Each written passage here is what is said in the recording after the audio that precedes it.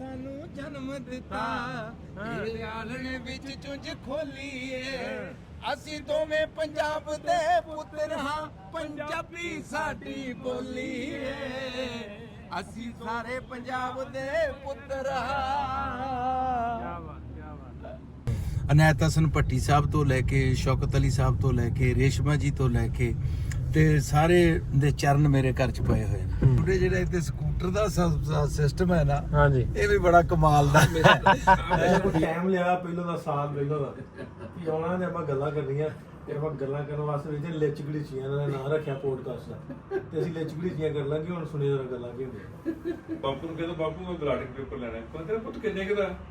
ਇਹ ਤਾਂ 50 ਰੁਪਏ ਦਾ ਹੁੰਦਾ। ਹੁਣ 5 ਰੁਪਏ ਰਕਮ ਸੀ ਉਹਦੇ ਬਾਪੂ ਵਾਸਤੇ ਤਾਂ। ਇਹਨੇ ਪੁੱਤ ਇੰਨਾ ਮਹਿੰਗਾ ਸਵਾਲਾ ਨਹੀਂ ਹੁੰਦਾ। ਨਹੀਂ ਬਾਪੂ ਬਾਹਰੋਂ ਆਉਂਦਾ ਬਣ ਕੇ। ਉਹ ਚਿੱਟੇ ਲੀੜੇ ਵੇਖ ਕੇ ਪ੍ਰੋਫੈਸਰ ਪੁੱਛਦੇ ਨੇ ਕਾਲਜ ਦੇ ਵੀ ਬਾਪੂ ਜੀ ਤੁਸੀਂ ਪੜ੍ਹੇ ਲਿਖੇ ਹੋ? ਤੇ ਬਾਪੂ ਪੂਰੇ ਕੌਨਫੀਡੈਂਸ ਨਾਲ ਨਹੀਂ ਮੈਂ ਪੜ੍ਹੇ ਲਿਖੇ ਦਾ ਪਿਓ ਹਾਂ। ਵਾਹ ਜੀ ਵਾਹ, ਕੀ ਬਾਤ, ਕੈਸੀ ਬਾਤ ਹੈ, ਕੈਸੀ ਬਾਤ।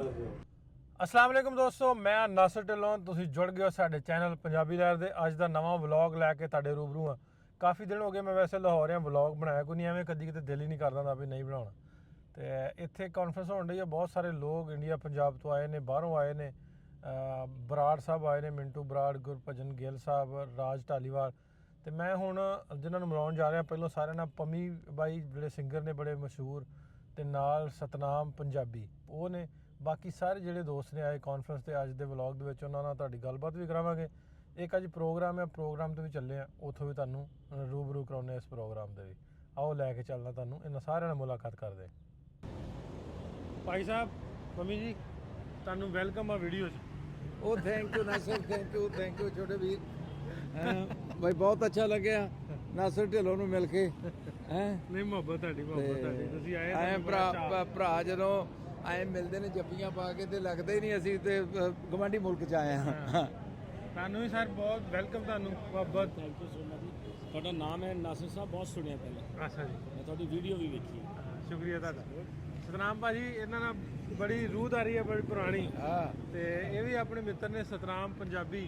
ਸਾਰੇ ਜਾਣਦੇ ਹੋਗੇ ਇਹਨਾਂ ਨੂੰ, ਸਾਰੇ ਜਾਣਦੇ ਆ, ਭਾਵੇਂ ਇਧਰਲੇ ਪੰਜਾਬ ਵਾਲੇ ਹੋਣ ਤੇ ਭਾਵੇਂ ਉਧਰਲੇ। ਨਹੀਂ, ਮੇਰੇ ਲਈ ਤਾਂ ਦੋਨੇ ਪੰਜਾਬ ਇੱਕੋ ਹੀ ਨੇ। ਉਹ ਤੇ ਕਹਿਣ, ਮੈਂ ਤੇ ਆਕਰਮ ਨੇ ਜਿਹੜਾ ਗਾਣਾ ਗਾਇਆ ਸੀ, ਅਸੀਂ ਦੋਵੇਂ ਪੰਜਾਬ ਦੇ ਪੁੱਤਰ ਹਾਂ, ਪੰਜਾਬੀ ਸਾਡੀ ਬੋਲੀ ਹੈ। ਬਹੁਤ ਹੀ ਵਧੀਆ ਗਾਣਾ ਸੀ, ਬਹੁਤ ਫੇਮਸ ਹੋਇਆ ਦੋਵਾਂ ਪਾਸੇ। ਇਸ ਮਿੱਟੀ ਸਾਨੂੰ ਜਨਮ ਦਿੱਤਾ ਇਹ ਆਲਣੇ ਵਿੱਚ ਚੁੰਝ ਖੋਲੀ ਏ ਅਸੀਂ ਦੋਵੇਂ ਪੰਜਾਬ ਦੇ ਪੁੱਤਰ ਹਾਂ ਪੰਜਾਬੀ ਸਾਡੀ ਬੋਲੀ ਏ ਅਸੀਂ ਸਾਰੇ ਪੰਜਾਬ ਦੇ ਪੁੱਤਰ ਹਾਂ। ਕੀ ਬਾਤ, ਕੀ ਬਾਤ। ਚਲਿਏ ਜੀ, ਆਓ ਜੀ। ਪੰਜਾਬ ਦੇ ਪੁੱਤਰ ਹਾਂ। ਕੀ ਬਾਤ, ਕੀ ਬਾਤ। ਉਹ ਮੁੰਡਿਆਂ ਨੂੰ ਇੱਕ ਦੱਸਿਓ। ਜਿਵੇਂ ਮੈਂ ਤੁਹਾਨੂੰ ਦੱਸਿਆ ਸੀ ਵੀ ਭਾਈ ਸਾਹਿਬ ਪੰਮੀ ਭਾਈ ਜ਼ਿਆਦਾ ਪਤਾ, ਤੇ ਪਿੱਛੇ ਦੋ ਆਰਟਿਸਟ ਹੋਰ ਬੜੇ ਸੋਹਣੇ ਆ। ਸਤਨਾਮ ਪੰਜਾਬੀ, ਮੈਂ ਇਹਨਾਂ ਨੂੰ ਰਿਕਾਰਡਿੰਗ ਵੀ ਆਪਾਂ ਕੀਤੀ ਸੀ ਨਾ, ਤੇ ਨਾ ਉਦੋਂ ਬੜੀ ਸੋਹਣੀ ਹਮਸ਼ਰੀ ਪੜੀ ਸੀ, ਤੇ ਉਹ ਵਾਇਰਲ ਵੀ ਬਹੁਤ ਹੋਈ ਸੀ। ਤੁਹਾਨੂੰ ਯਾਦ ਹੈ ਨਾ? ਬਿਲਕੁਲ ਜੀ, ਆਪਾਂ ਹਾਂ, ਆਨਲਾਈਨ ਇੰਟਰਵਿਊ ਵੀ ਕਰੀ, ਇੰਟਰਵਿਊ ਆਨਲਾਈਨ ਕੀਤਾ ਸੀ। ਉਹ ਮੈਨੂੰ ਥੋੜਾ ਜਿਹਾ ਤੁਸੀਂ ਨਾਮ ਸੁਣਾ ਦੋਗੇ? ਹਾਂ ਸੁਣਾ। ਉਹ ਨਾਚ ਸੀ ਜੀ ਨਬੀ ਦੀਆਂ ਸਿਫਤਾਂ। ਨਬੀ ਦੀਆਂ ਸਿਫਤਾਂ। ਅਨੈਤ ਹਸਨ ਭੱਟੀ ਸਾਹਿਬ ਤੋਂ ਲੈ ਕੇ ਸ਼ੌਕਤ ਅਲੀ ਸਾਹਿਬ ਤੋਂ ਲੈ ਕੇ ਰੇਸ਼ਮਾ ਜੀ ਤੋਂ ਲੈ ਕੇ ਤੇ ਸਾਰੇ ਦੇ ਚਰਨ ਮੇਰੇ ਘਰ ਚ ਪਏ ਹੋਏ ਨੇ। ਤੇ ਮੈਨੂੰ ਗਾਣ ਦਾ ਮਾਣ ਵੀ ਪ੍ਰਾਪਤ ਹੋਇਆ ਕਲਾਕਾਰਾਂ ਦੇ ਨਾਲ। ਤੇ ਵੈਦ ਸਾਹਿਬ ਸਾਡੇ ਸਾਬਕਾ IAS ਆਫੀਸਰ ਨੇ ਪੰਜਾਬ ਦੇ, ਤੇ MLA ਰਹੇ ਨੇ ਪਿਛਲੀ ਸਰਕਾਰ ਦੇ ਵਿੱਚ, ਤੇ ਇਹ ਵੀ ਕਲਚਰ ਦੇ ਨਾਲ ਜੁੜੇ ਹੋਏ ਬੰਦੇ ਨੇ। ਤੇ ਅੱਜ ਅਸੀਂ ਇਹਨਾਂ ਨੂੰ ਧੱਕੇ ਨਾਲ ਲੈ ਕੇ ਆਏ। ਤੁਹਾਡਾ ਧੱਕਾ ਖੁਸ਼ਾ ਜੀ ਹੈ ਜੀ, ਧੱਕੇ ਨੂੰ ਇਹੋ ਜਿਹੇ ਧੱਕੇ ਹੁੰਦੇ ਰਹਿਣਗੇ। ਮੇਰੀ ਨਾ ਜੀ ਇਮੀਗ੍ਰੇਸ਼ਨ ਡਿਲੇ ਹੋ ਗਈ ਸੀਗੀ ਇੰਡੀਅਨ ਗਵਰਨਮੈਂਟ ਵੱਲੋਂ, ਤੇ ਮੈਂ ਤਾਂ ਇਹ ਮੂਡ ਬਣਾ ਲਿਆ ਸੀ ਜਾਣਾ ਹੀ ਨਹੀਂਗਾ। ਮੈਂ ਤਾਂ ਉਹਨਾਂ ਦੇ ਆਫੀਸਰਸ ਨੂੰ ਵੀ ਕਿਹਾ ਕਿ ਨਹੀਂ ਯਾਰ ਮੇਰਾ ਤੁਸੀਂ ਪਾਸਪੋਰਟ ਵਾਪਸ ਕਰੋ, ਮੈਂ ਨਹੀਂ ਜਾਣਾ। ਲੇਕਿਨ ਉਹ ਕਹਿੰਦੇ ਜੀ ਨਹੀਂ, ਤੁਹਾਡੀ ਪਰਮਿਸ਼ਨ ਆ ਰਹੀ ਹੈ, ਤੇ ਜੇ ਅੱਜ ਮੈਂ ਇੱਥੇ ਤੁਹਾਡੇ ਵਿੱਚ ਨਾਸਿਰ ਸਾਹਿਬ ਬੈਠਾ ਤੇ ਪੰਮੀ ਬਾਈ ਦੀ ਬਦੌਲਤ, ਨਹੀਂ ਤਾਂ ਮੈਂ ਤਾਂ ਮੁੜ ਚੱਲਿਆ ਸੀ ਵਾਪਸ। ਧੰਨਵਾਦ ਤੁਹਾਡਾ, ਧੰਨਵਾਦ ਪੰਮੀ ਬਾਈ ਦਾ ਵੀ ਧੰਨਵਾਦ, ਤੁਹਾਡਾ ਵੀ ਧੰਨਵਾਦ। ਟ੍ਰੈਫਿਕ ਲਾਹੌਰ ਦੀ ਬੜੀ ਆ, ਐ ਵੇਖੋ ਲਾਹੌਰ ਫਿਰਦੇ ਪਏ ਤੇ ਆਨੰਦ ਲੁੱਟਦੇ ਪਏ ਆ। ਤੇ ਹੁਣ ਆਪਾਂ ਪਹੁੰਚ ਜਾਗੇ ਪ੍ਰੋਗਰਾਮ ਤੇ। ਜੇ ਤੁਹਾਡੇ ਜਿਹੜਾ ਇੱਥੇ ਸਕੂਟਰ ਸਕੂਟਰ ਦਾ ਸਿਸਟਮ ਹੈ ਨਾ, ਹਾਂਜੀ ਇਹ ਵੀ ਬੜਾ ਕਮਾਲ ਦਾ। ਮਿਸਟਰ ਬੀਨ ਵਾਲੀ ਗੱਡੀ ਪਹਿਲੀ ਵਾਰ ਦੇਖੀ ਹੈ। ਸਕੂਟਰ ਬਹੁਤ ਨੇ ਇੱਥੇ। ਹਾਂ, ਤੇ ਆ ਮੋਟਰਸਾਈਕਲ ਦਾ ਜਿਹੜਾ ਚੱਲ ਪਿਆ ਨਾ, ਹਾਂਜੀ ਤੇ ਮੈਂ ਨਸਰ ਮੈਂ 94 95 ਦੇ ਵਿੱਚ ਨਾ ਚਾਈਨਾ ਗਿਆ, ਅੱਛਾ ਜੀ, ਤੇ ਮੈਂ ਪਹਿਲੀ ਵਾਰ ਮੋਟਰਸਾਈਕਲ ਟੈਕਸੀ ਦੇਖੀ ਅੱਛਾ ਹੈ। ਤੇ ਉੱਥੇ ਜਦੋਂ ਅਸੀਂ ਬੱਸੋਂ ਉਤਰੇ ਤੇ 10-15 ਮੋਟਰਸਾਈਕਲ ਫੁਰ ਫੁਰ ਫੁਰ। ਮੈਂ ਕਿਹਾ ਵੀ ਇਹ ਕੀ ਗੱਲ, ਕਿਸੇ ਨੂੰ ਲੈਣ ਆਏ? ਉਹ ਕਹਿੰਦੇ ਜੀ ਇਹ ਟੈਕਸੀ ਹੈ ਤੇ ਅਸੀਂ ਉਹ ਟੈਕਸੀ ਦਾ ਵੀ ਆਨੰਦ ਲੈਤਾ, ਦੂਜੀ ਨੂੰ ਤਾਂ ਚਲੋ ਲੈਂਦੇ ਲੈਨੇ ਆ। ਇਹ ਅਫਰੀਕਾ ਬਹੁਤ ਹੈ ਮੋਟਰਸਾਈਕਲ ਟੈਕਸੀ ਵਾਲਾ। ਮੈਂ ਤਾਂ ਇਹ ਕਹਿੰਦਾ ਵੀ ਹੁਣ ਤਾਂ ਇੰਡੀਆ 'ਚ ਵੀ ਚੱਲ ਪਿਆ। ਉੱਥੇ ਪੰਜਾਬ ਦਿੱਲੀ 'ਚ ਬਹੁਤ ਹੁੰਦੇ ਸੀ ਅੱਛਾ ਅੱਛਾ। ਇਹ ਹੁਣ ਰਾਇਲ ਐਨਫੀਲਡ ਤੇ ਟਰੰਪ ਮੋਟਰਸਾਈਕਲ ਹੁੰਦੇ ਸੀ ਪੁਰਾਣੇ, ਬੜੇ ਪਾਵਰਫੁਲ, ਐਂਡ ਉਹਦੇ ਵਿੱਚ 12 ਬੰਦੇ ਬਹਿ ਜਾਂਦੇ ਸੀ, ਜਿਵੇਂ ਤੁਹਾਡੇ ਅੱਜ ਇੱਥੇ ਹੈ ਨਾ।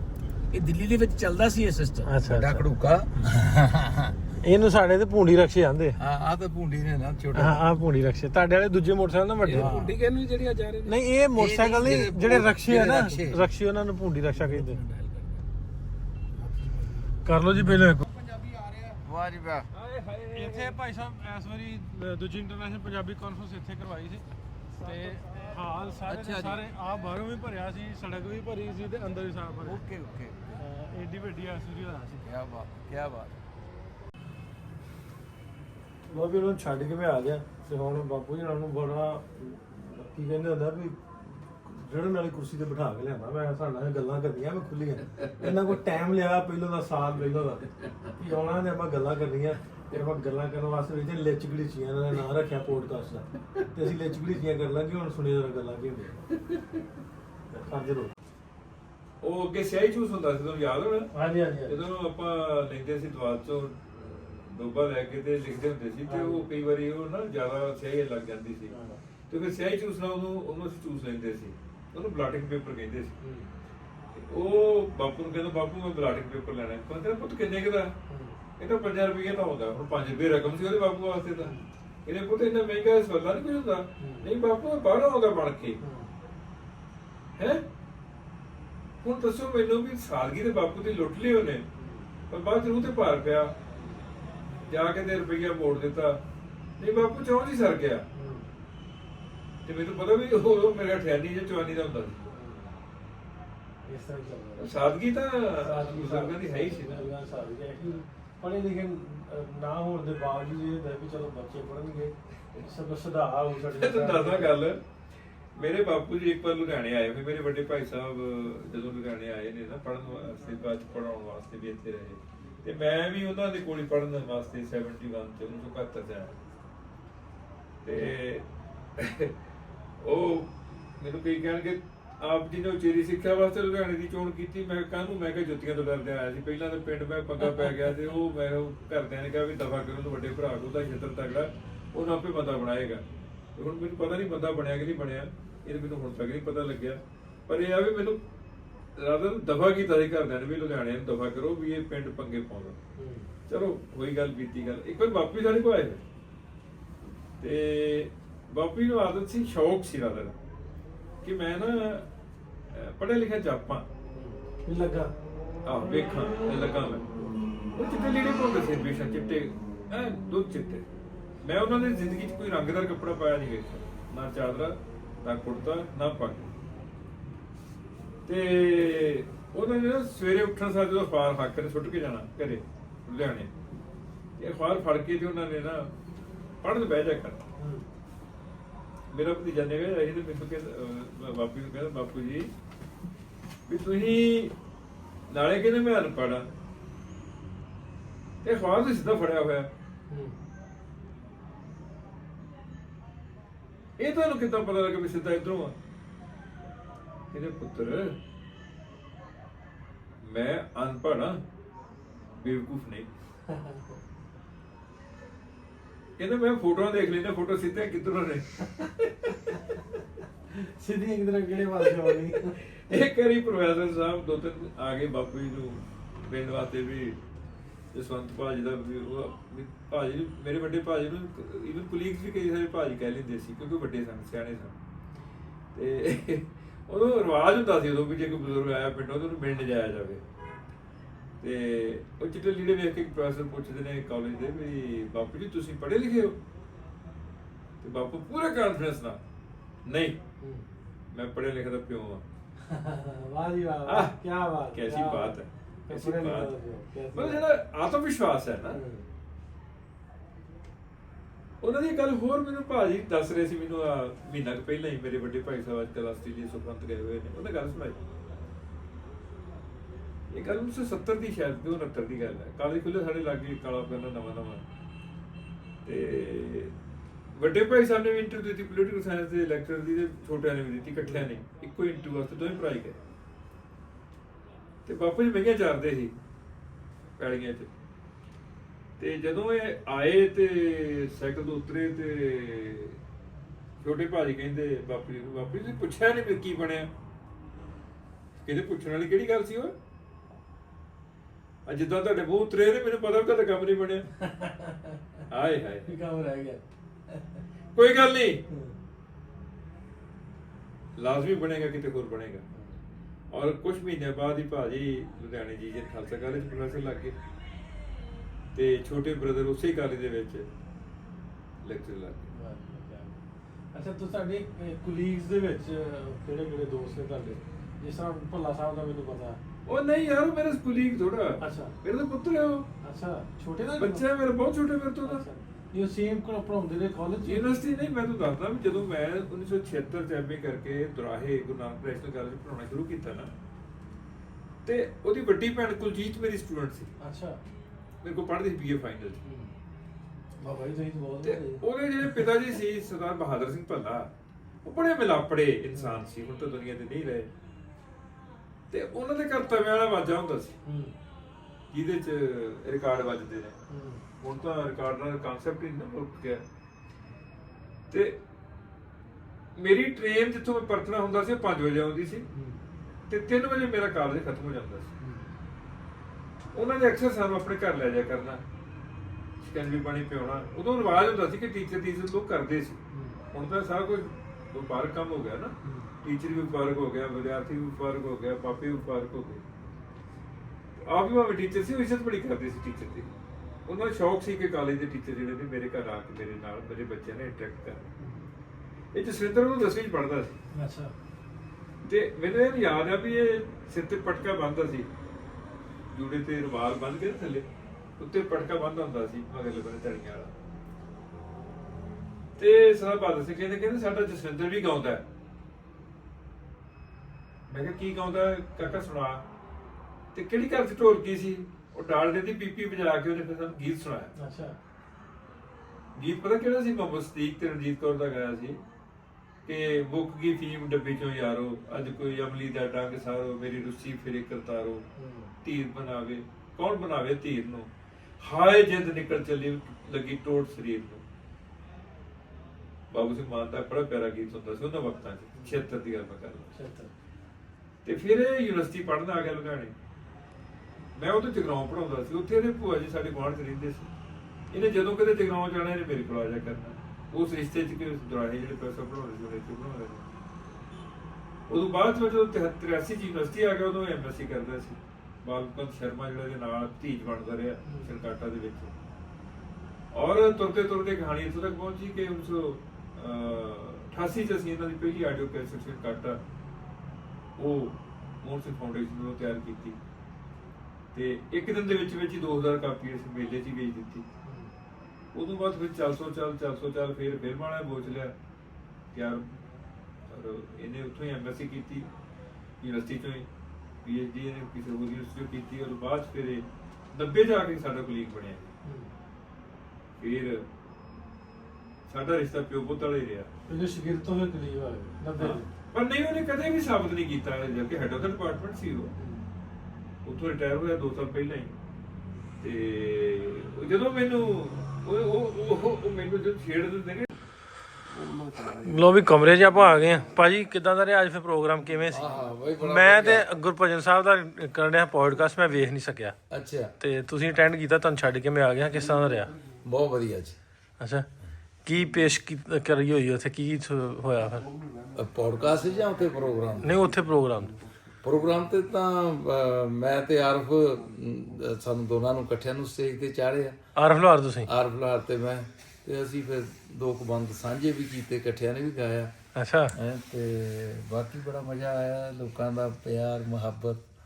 ਤੇ ਕੀ ਗਾਇਆ ਉੱਥੇ ਅੱਜ? ਉਹ ਆਰਫ ਦਾ ਹੀ ਗਾਣਾ ਸੀ। ਤੇ ਵਿਖਾਇਓ ਜਰਾ, ਮੋਬਾਈਲ ਕਿੱਥੇ ਤੁਹਾਡਾ? ਹਾਂ, ਉਹਦੇ ਇਕੱਠੇ ਤੁਸੀਂ ਵਿਖਾਇਆ ਵੀ ਸਕਰੀਨ ਤੇ। ਮੈਂ ਤੁਹਾਨੂੰ ਸੁਣਾਇਆ ਵੀ ਸੀ ਉਹਦੇ ਜਿਹੜਾ ਦੋ ਨੇ ਇਕੱਠੇ ਰਿਕਾਰਡ ਕੀਤਾ ਉਹ ਵਾਲਾ? ਨਹੀਂ, ਉਹ ਤਾਂ ਉਹਦੇ ਨਾਲ ਕੀਤਾ ਸੀ, ਰੱਬ ਰਾਈ ਸਾਹਿਬ ਨਾਲ, ਅਕਰਮ ਨਾਲ। ਅੱਛਾ।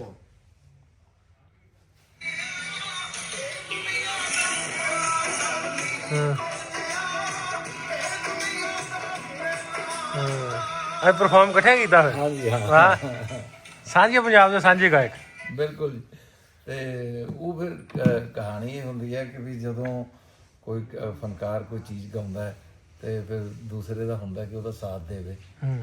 ਤੇ ਇਨਸ਼ਾਅੱਲਾ ਅਸੀਂ ਕੋਸ਼ਿਸ਼ ਕਰਾਂਗੇ ਹੁਣ ਨੈਕਸਟ ਕਿ ਦੋਨੇ ਕੋਈ ਗਾਣਾ ਵੀ ਅਸੀਂ ਇਕੱਠੇ ਕਰੀਏ ਤੇ ਉਹਨੂੰ ਪਬਲਿਕ 'ਚ ਲੈ ਕੇ ਜਾਈਏ। ਕਿਆ ਬਾਤ। ਵੈਸੇ ਆਰਫ ਸਾਹਿਬ ਦਾ ਉਧਰ ਤੁਹਾਡੇ ਵੀ ਬਹੁਤ ਕਰੇਜ਼, ਬਹੁਤ ਸੁਣਦੇ ਆ। ਸਾਈਂ ਸਾਹਿਬ ਦਾ, ਨਸੀਬੋ ਦਾ, ਸਾਈਂ ਜ਼ਹੂਰ ਦਾ, ਨਸੀਬੋ ਦਾ, ਅਕਰਮ ਦਾ। ਅਕਰਮ ਤੇ ਸਾਡੇ ਬੜਾ ਬਹੁਤ ਜ਼ਿਆਦਾ ਵਿਕਿਆ, ਮਤਲਬ ਕਿ ਕਿਉਂਕਿ ਉਹਦੇ ਜਿਹੜੇ ਗਾਣੇ ਸੀ ਉਹ ਫੋਕੇ ਬੁਝੇ ਆਸ਼ਕਾਂ ਲਈ ਬਹੁਤ ਬਾ ਕਮਾਲ ਸੀ।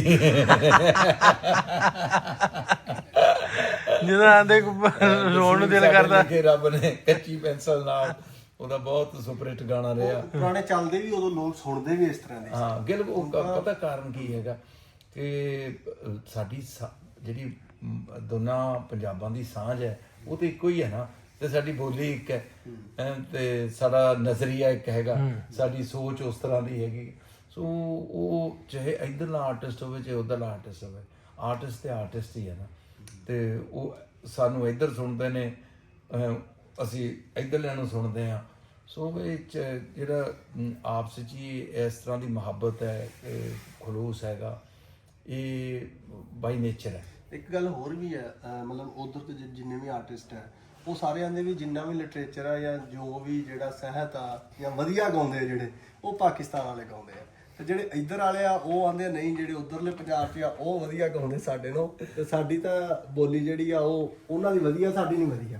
ਇਹ ਪਿਆਰ ਆ ਦੋ ਪਾਸੇ ਦਾ ਇੱਕ ਦੂਜੇ ਨਾਲ, ਜਾਂ ਵੈਸੇ ਹੀ ਚੰਗੀ ਲੱਗਦੇ ਦੂਸਰੇ ਪਾਸੇ? ਉਦਾਂ ਹੀ ਹੋਰ ਗੱਲ ਹੈ ਨਾ। ਮੇਰਾ ਭਾਈਆ ਆਂਦਾ ਹੁੰਦਾ ਵੀ ਪਹਿਲਾਂ ਤੇ ਜਦੋਂ ਦੋ ਤਿੰਨ ਭਰਾ ਹੋਣ ਨਾ, ਵਿਆਹ ਹੋ ਜਾਣ, ਤੇ ਜਦੋਂ ਆਉਂਦੀਆਂ ਘਰ 'ਚ ਮੈਨੂੰ ਆਉਂਦੀਆਂ ਤੇ ਭਰਜਾਈਆਂ ਬਣ ਜਾਂਦੀਆਂ, ਮਤਲਬ ਵੀ ਮੇਰੇ ਨਹੀਂ ਦੋ ਤਿੰਨ ਭਰਾ, ਉਹ ਪਹਿਲਾਂ ਤੇ ਸਾਲ ਦੋ ਫਿਰ ਠੀਕ ਰਹਿੰਦਾ, ਫਿਰ ਬਾਅਦ 'ਚ ਇੱਕ ਦੂਜੇ ਦਾ ਖਾਰ ਖਾਣ ਨੂੰ ਲੱਗਦੀਆਂ।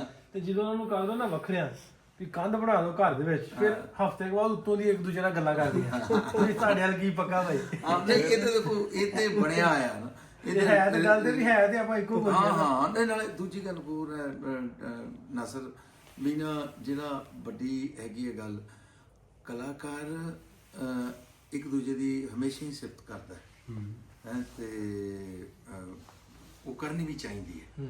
ਸਾਡਾ ਕਿਸੇ ਨਾਲ ਕੋਈ ਕੰਪੀਟੀਸ਼ਨ ਨਹੀਂ। ਪੰਮੀ ਬਾਈ ਦਾ ਕੰਪੀਟੀਸ਼ਨ ਪੰਮੀ ਬਾਈ ਨਾਲ ਹੀ ਹੈ, ਨਾ ਮੇਰਾ ਕੋਈ ਆਰਫ ਨਾਲ ਕੰਪੀਟੀਸ਼ਨ ਹੈ, ਨਾ ਮੇਰਾ ਅਕਰਮ ਨਾਲ ਕੋਈ ਕੰਪੀਟੀਸ਼ਨ ਹੈ। ਕਿਉਂਕਿ ਕਾਰਨ ਕੀ ਹੁੰਦਾ ਵੀ ਹਰ ਫਨਕਾਰ ਦਾ ਆਪੋ ਆਪਣਾ ਲਹਿਜਾ ਹੈ, ਰੰਗ ਹੈ, ਆਪੋ ਆਪਣਾ ਰੰਗ ਹੈ। ਮੈਂ ਫੋਕ ਰੰਗ ਦੇ ਵਿੱਚ ਗਾਉਣਾ, ਟੋਟਲ ਫੋਕ ਗਾਇਆ। ਇੱਥੇ ਆਰਫ ਨੇ ਫੋਕ ਗਾਇਆ ਤੇ ਆਰਫ ਦੇ ਵਾਲਿਦ ਸਾਹਿਬ ਨੇ ਫੋਕ ਗਾਇਆ। ਉਹ ਬਾਜਾਂ ਮਾਰੀਆਂ ਬੁਲਾਇਆ ਕਈ ਵਾਰ, ਕਿਸੇ ਨੇ ਮੇਰੀ ਗੱਲ ਨਾ ਸੁਣੀ ਹੈ। ਤੇ ਨਹੀਂ, ਇਹਨਾਂ ਦੇ ਪੌਪ ਵੀ ਗਾਤਾ ਨਾ, ਫੇਮਸ ਹੀ ਬੜਾ ਆ ਤਿੰਨ ਲਾਹੌਰ ਵਹਾਵਾਂ। ਹਾਂ, ਉਹ ਉਹਨੇ ਤਬਾਈ ਲਾ ਛੱਡੀ ਯਾਰ, ਬੱਚੇ ਸੁਣਦੇ ਆ। ਕਾਰਨ ਇਹ ਹੈਗਾ ਕਿ ਨਾ ਨਵੀਂ ਜਨਰੇਸ਼ਨ ਦੇ ਲਈ ਤੁਹਾਨੂੰ ਨਵਾਂ ਗਾਉਣਾ ਪੈਂਦਾ, ਵੇਰੀਏਸ਼ਨ ਲਿਆਉਣੀ ਪੈਣੀ ਹੈ। ਜੇ ਤੁਸੀਂ ਨਵੀਂ ਜਨਰੇਸ਼ਨ ਲਈ ਉਹ ਜਿਹਾ ਨਹੀਂ ਕਰੋਗੇ ਤੇ ਤਾਂ ਉਸ ਤੋਂ ਪਹਿਲਾਂ ਜਦੀ ਦੇਰ ਤੱਕ ਆਰਫ ਕਹਿੰਦੇ ਨੇ ਆਪਣੇ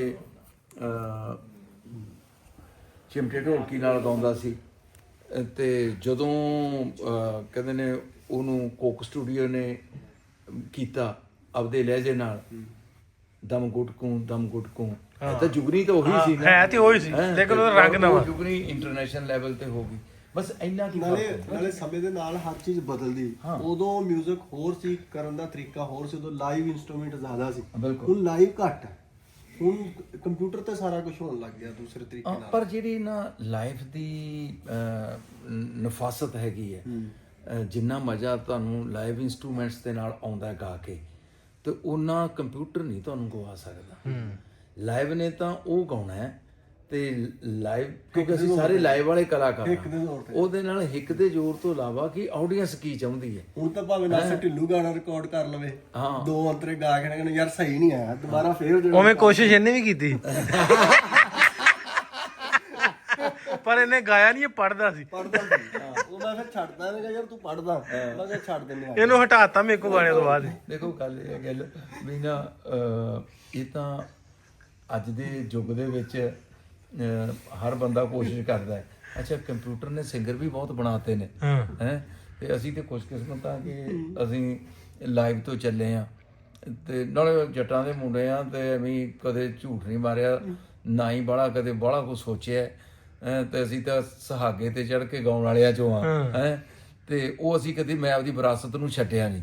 ਇਸੇ ਕਰਕੇ ਪੰਮੀ ਬਾਈ ਦੀ ਪਛਾਣ ਜਿਹੜੀ ਹੈ ਉਹ ਪੂਰੀ ਦੁਨੀਆ 'ਚ ਵੱਖਰੀ ਹੈ। ਜਦੋਂ ਜੱਟ ਤੁਰਲਾ ਲਾ ਕੇ ਗਾਉਂਦਾ ਨਾ, ਤੇ ਵੀ ਜੱਟ ਹਿੱਕ ਦੇ ਜ਼ੋਰ ਨਾਲ ਗਾਵੇ।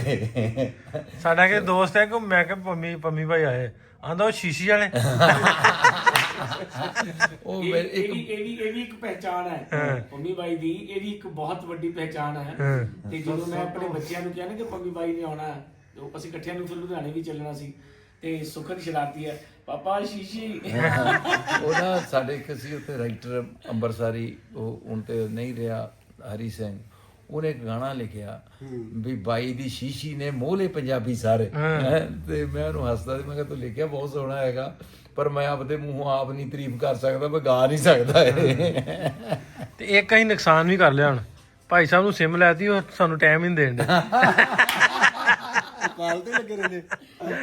ਬਾਈ ਹਾਂਜੀ, ਇੱਕ ਤਾਂ ਮੈਂ ਬਹੁਤ ਹਾਫ ਹਾਰਟਲੀ ਪਹੁੰਚਿਆ, ਠੀਕ ਹੈ, ਉੱਤੋਂ ਮੇਰਾ ਇੰਡੀਅਨ ਗਵਰਨਮੈਂਟ ਨੇ ਮੈਨੂੰ ਡਿਲੇ ਕਰਤਾ ਮੇਰੀ ਇਮੀਗ੍ਰੇਸ਼ਨ।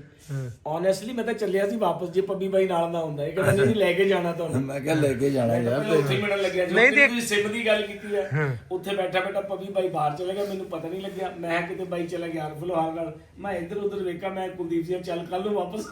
ਨਹੀਂ ਇੱਕ ਹੋਰ ਗੱਲ ਆ ਵੀ ਕਿਵੇਂ ਦਾ ਲੱਗਾ ਵੀ ਇੱਕ ਡੀਸੀ ਵੀ ਤੇ ਫਿਰ ਇੱਕ ਮੰਤਰੀ ਵੀ ਰਹੇ ਉਹਦੇ, ਤੁਹਾਨੂੰ ਆ ਇਮੀਗ੍ਰੇਸ਼ਨ ਵਾਲਾ ਹੀ ਡੱਕ ਲਿਆ।